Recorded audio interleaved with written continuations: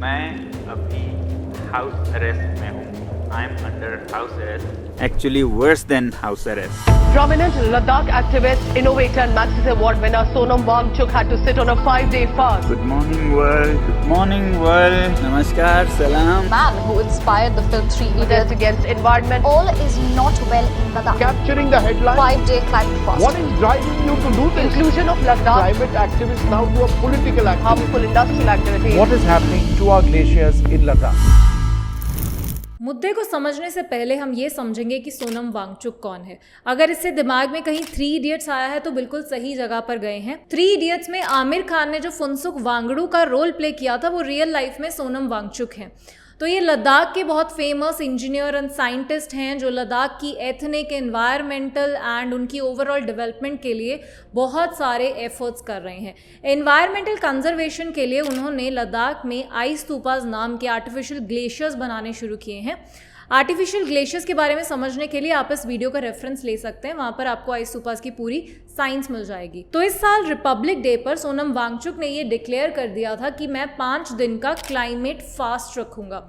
तो 27 जनवरी को वो फास्ट शुरू हुआ था. प्रोटेस्ट का रीजन समझने के लिए हमें जाना पड़ेगा 2019 में. 9 अगस्त 2019 जब हमारे प्रेसिडेंट ने इस बात का अप्रूवल दे दिया था कि जम्मू एंड कश्मीर का 370 के अंडर जो स्टेटस मिलता है वो खत्म कर दिया जाएगा और जम्मू एंड कश्मीर को 2 यूनियन टेरिटरीज में डिवाइड कर दिया जाएगा. तो जम्मू एंड कश्मीर में तो इस बात से काफी मातम सा छा गया था, लेकिन लद्दाख के रीजन के लोग बहुत खुश हुए थे.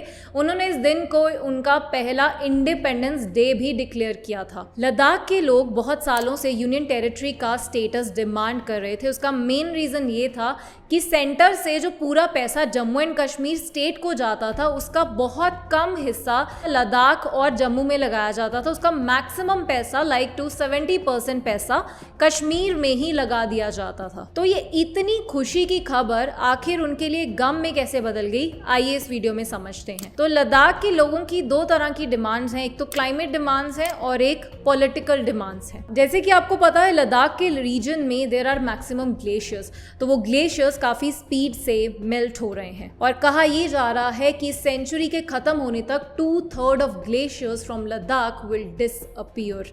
तो इसका असर सिर्फ लद्दाख पर नहीं पूरे इंडिया के ऊपर पड़ेगा. तो एक्चुअली में होता ये है कि वो जो ग्लेशियर्स हैं जब वो समर के सीजन में मेल्ट होते हैं तो वही उनका मेन सोर्स ऑफ वाटर होता है. अब एक बार ग्लेशियर मेल्ट हो गए और इनसफिशिएंट स्नोफॉल होने की वजह से वहां पर ग्लेशियर डेवलप नहीं हो रहे हैं तो अगले सीजन के लिए उनके पास पानी की कमी होनी शुरू हो जाती है. और ग्लेशियर मेल्ट होने का one of the reason is excessive tourism जो वहां पर 5 से 6 महीनों के टाइम पीरियड में कॉन्सेंट्रेटेड रहता है. ये कम रेनफॉल की प्रॉब्लम ज्यादातर हाईवेज पे ही देखने को मिल रही है. लद्दाख के जनजातीय लोगों का जीवन बहुत ही सादा होता है और लद्दाख में हालांकि पानी बहुत कम है. आसमान से तो लगभग 4 इंच सालाना नीचे आता है बारिश या बर्फ़ में. सिर्फ ग्लेशियर्स पर जीवन निर्भर करता है और लोगों ने उसी तरह से अपनी जीवन शैली बनाई है. 5 लीटर प्रतिदिन पे गुजारा कर लेते हैं. अब आप सोचिए जब बाहर से लोग उद्योगों के लिए आएंगे तो उनका तो 5 लीटर तो उनके मूत्र विसर्जन को बहाने में फ्लश में चला जाता है 10 लीटर तक. तो ये पर्यावरण उसे सह नहीं सकेगी, ये लोगों का डर है. लद्दाख के कुछ गांव हैं जैसे कुल्लुम एंड कुमिक जो कि जस्कर के रीजन में पड़ते हैं जहां पर पानी परमानेंटली खत्म हो चुका है और वहां से लोगों को डिस्प्लेस होना पड़ा है. उसका दूसरा रीजन है 2019 में जम्मू एंड कश्मीर को 2 यूनियन टेरिटरीज में डिवाइड किया गया जिसमें से Jammu and Kashmir is a union territory with legislature and Ladakh is a union territory without legislature. But people of Ladakh wanted a union territory with legislature क्योंकि उनको डर है कि अगर लेजिस्लेचर नहीं होगा तो सेंटर गवर्नमेंट डायरेक्टली उनके ऊपर कंट्रोल एक्सर्ट करेगी. उनकी तीसरी बड़ी डिमांड थी कि वो 6th शेड्यूल का स्टेटस मांग रहे हैं जो कि दिया जाता है ट्राइबल एरियाज को and 95% of population of Ladakh is tribal.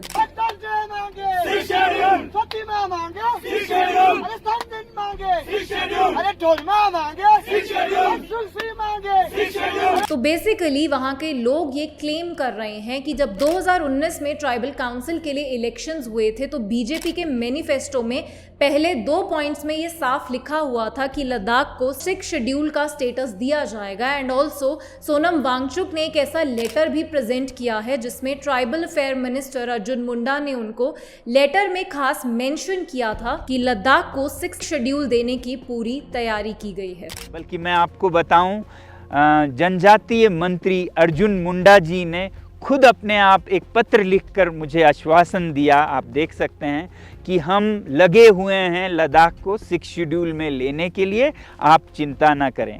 तो मुझे विश्वास मिला कि अब लद्दाख का संरक्षण होगा।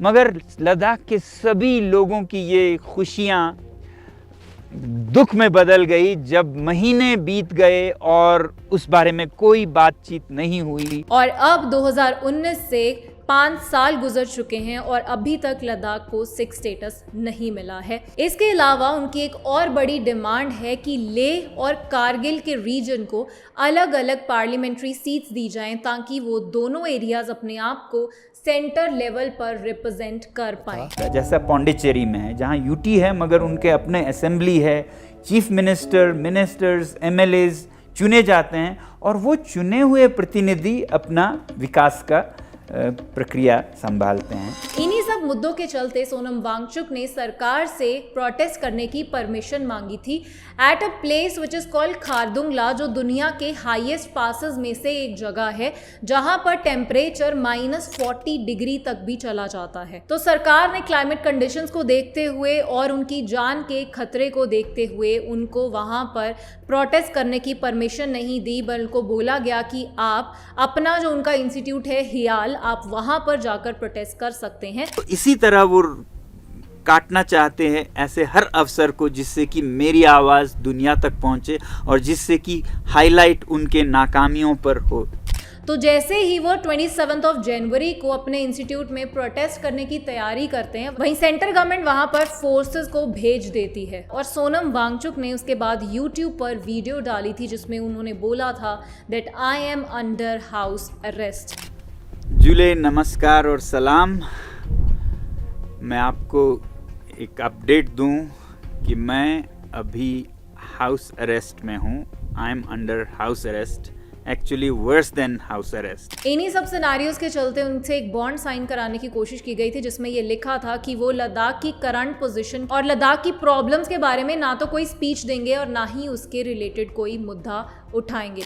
इस पे मुझे साइन करना है that I undertake that I will not make any comments और इशू स्टेटमेंट्स और make public speeches, hold, participate in public assemblies, any activity related to recent events in Leh district at present time, since it has potential for endangering peace. और आगे जाके कहते हैं कि that the symbolic fasting, if any, will be held within the Hayal campus only. हालांकि ये मुद्दे political और क्लाइमेट हैं, लेकिन ये कहीं ना कहीं आपस में जुड़े हुए हैं। अब क्योंकि लद्दाख को एक यूनियन टेरिटरी बना दिया गया है तो वहां पर कोई भी इंडियन सिटीजन जाकर अपनी जमीन खरीद सकता है, जिसकी वजह से वहां पर industrial and mining activities aggravate हो जाएंगी। और सोनम वांगचुक का ये कहना है कि लद्दाख के साथ वही होगा जो चाइना ने तिब्बत के साथ किया था। जो वहाँ की कंडीशन हुई थी डेवलपमेंट के नाम पर, वही सेम कंडीशन इंडिया फ्यूचर में लद्दाख के साथ भी कर सकता है। ब्यूरोक्रेसी के निचले स्तर पर औद्योगिक शक्तियों का, बिजनेस हाउसेस का असर आने लगा। वो नहीं चाहते थे कि लद्दाख के वादियों को, पहाड़ों को उनके शोषण से वंचित रखा जाए। वो तो ये चाहते थे कि यहाँ के हर घाटी में खनन हो, माइनिंग हो, उद्योग लगे। और लद्दाख के लोगों को इसी बात का डर था क्योंकि ऐसा ही चीन ने तिब्बत में किया।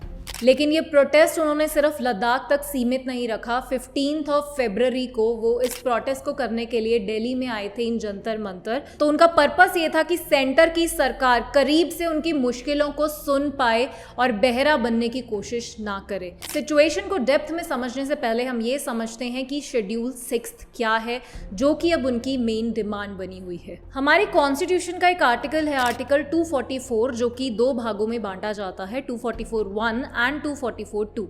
आर्टिकल 244(1) आता है 5th शेड्यूल के अंडर। तो हम पहले समझेंगे कि 5th शेड्यूल क्या है। नॉर्थ ईस्ट के रीजन्स को छोड़कर अगर कंट्री में किसी भी और स्टेट के ट्राइबल इंटरेस्ट को प्रोटेक्ट करना है तो उसको 5th शेड्यूल का स्टेटस दिया जाता है, जो एट प्रेजेंट इंडिया में 10 स्टेट्स हैं, जैसे कि राजस्थान, छत्तीसगढ़, झारखंड, जहां पर भी ट्राइबल कम्युनिटी मिलती है इन सिग्निफिकेंट अमाउंट, उन स्टेट्स को 5th शेड्यूल के अंडर रिकॉग्निशन दी जाती है। तो उनके लिए एक वहाँ पर ट्राइबल एडवाइजरी काउंसिल बनाई जाती है और किसी भी स्टेट को 5th शेड्यूल के अंडर डिक्लेयर करने की पावर सिर्फ प्रेसिडेंट के पास होती है।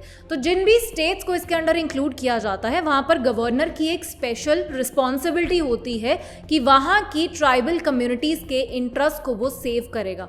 तो इसके लिए वो time to time tribal advisory council से मीटिंग करता है और प्रेसिडेंट को रिपोर्ट भी सबमिट करता है। तो इस केस में एडवाइजरी काउंसिल ट्राइबल एरियाज और ट्राइबल लोगों के इंटरेस्ट के रिलेटेड सिर्फ गवर्नर को सजेशंस दे सकता है, उसके हाथ में कोई भी लॉ मेकिंग पावर नहीं होती है।